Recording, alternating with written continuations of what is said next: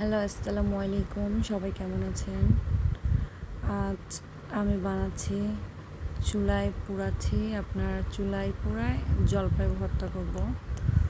জলপাই সাধারণত আচার এমনিতেও কিনে খাওয়া হয় বা আচার বানায়ও খাই, কিন্তু ইচ্ছা করলো আজকে বাড়িতে কয়েকটা জলপাই ছিল আর মা আজ আবার চুলায় রান্না করছে। চুলায় আগুনও ছিল, তাই ভাবলাম চুলার মধ্যে একটু জলপাই পুড়াই জলপাই মাখা খাওয়া যাক, মানে এক কথায় জলপাই ভর্তা। এভাবে করেও কিন্তু খুব মজা লাগে। আমি জানি না কখনো আপনারা খাইছেন কি খান নাই, বা আমি সাধারণত কিন্তু খেয়ে থাকি, খুব মজা লাগে। জলপাইয়ের দিনে জলপাই এভাবে করে, আমের দিনে আম পুড়ায় ভর্তা, এভাবে খুব মজা লাগে।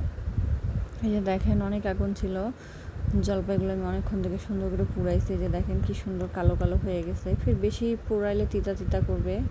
এই যে আমি জলপাইগুলো তারপর সুন্দর করে তুলে নিয়েছি, সাথে যে কয়লা উঠে গেছে। তুলে নেওয়ার পরে যে এখন আমি হাতের মধ্যে কিছু শুকনো মরিচ নিয়ে নিচ্ছি। শুকনো মরিচগুলো পুড়াই নেব ভালো করে। শুকনো মরিচগুলো যদি ভালো করে পুড়াই না নিই তাহলে কিন্তু ভালো লাগবে না। এই যে এখানে দেখেন জলপাইগুলো আমি দেখতেছিলাম যে ভালো করে হয়েছে কি হয় নাই, একটু খসা ছাড়াই দেখলাম, পানিতে দিয়ে রাখছি। এই যে মরিচ আমার পুরানো শেষ। মরিচ পুরানোর সময় হাইরে কাশি হচ্ছিল প্রচুর।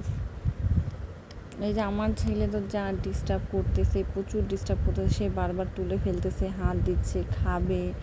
এই যে এখানে আমি মরিচগুলোকে লবণ দিয়ে, পরিমাণ মতো লবণ দিয়ে মরিচগুলোকে সুন্দর করে আধো আধো করে নিচ্ছিলাম। তার সাথে এই যে জলপাইগুলোতে দিয়ে সুন্দর করে মেখে নিচ্ছিলাম। এই যে জলপাইগুলো দেখেন কি সুন্দর হয়ে গেছে, অনেকক্ষণ সুন্দর করে পোড়াইছে। ফির বেশি পোড়াইলে কিন্তু খুব তেতো লাগবে খাইতে। আপনারা একটু পানিতে দিয়ে সুন্দর করে আগে দেখে নেবেন। আমি কিন্তু পানিতে দেওয়ার পর একটু দেখে নিয়েছিলাম, তারপর ধুয়ে নেবেন ভালো করে।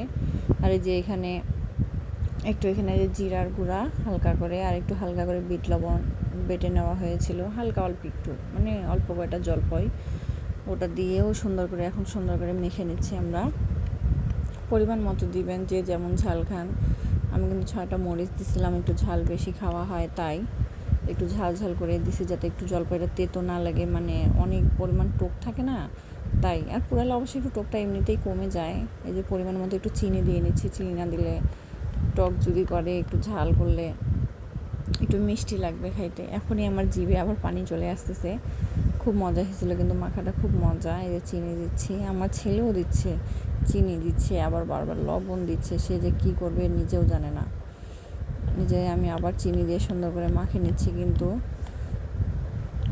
অনেক মজা হচ্ছিলো, অনেক মজা। এখন ভয়েস দিচ্ছি, মনে হচ্ছে আবার থাকলে আবার খাইতাম, জিভের মধ্যে বারবার পানি চলে আসতেছে।